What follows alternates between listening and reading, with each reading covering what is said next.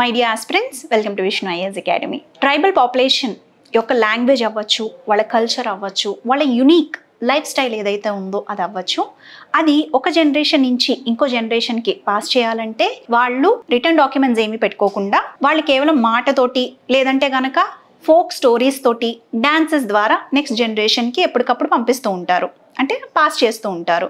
కానీ అలా చేయడం వల్ల ఏమవుతుంది, ఇప్పుడున్న ఈ డిజిటల్ ఎరాలో అలాగే ఇప్పుడు ఉన్నటువంటి ఈ ట్రైబల్స్ బయటికి స్ప్రెడ్ అయిపోయి వాళ్ళు కూడా చదువుకోవడం అవి స్టార్ట్ చేశారు కదా. సో దానివల్ల వాళ్ళ యొక్క యూనిక్ కల్చర్ అనేది ఒక జనరేషన్ నుంచి ఇంకో జనరేషన్కి పాస్ అయ్యే ఛాన్సెస్ కొంచెం తక్కువైపోయినాయి, ఎందుకంటే వాళ్ళు కూడా మెయిన్ స్ట్రీమ్లోకి వచ్చేసారు కాబట్టి.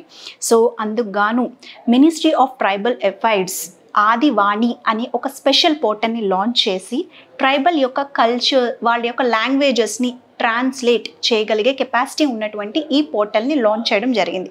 తద్వారా ట్రైబల్ లాంగ్వేజెస్ ఏవైతే ఉంటాయో అవి డిజిటల్ మోడ్లో ఎప్పటికీ భద్రంగా దాచిపెట్టబడతాయి. తర్వాత ట్రైబల్సే కాదు, నాన్ ట్రైబల్ పీపుల్ కూడా ఆ లాంగ్వేజెస్ని నేర్చుకునే అవకాశం కూడా కల్పిస్తుంది.